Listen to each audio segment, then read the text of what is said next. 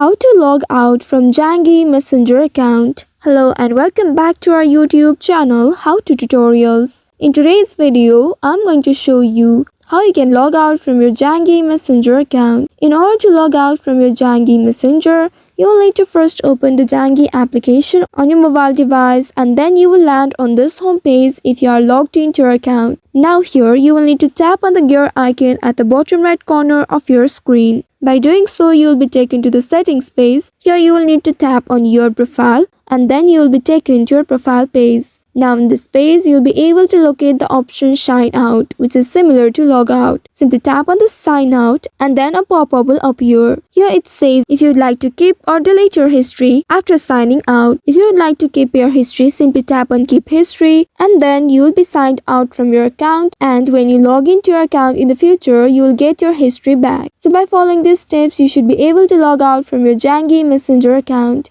I hope this tutorial was helpful. If yes, don't forget to like, share and subscribe to our channel. Also hit that bell icon to never miss any updates from us. Thank you for watching.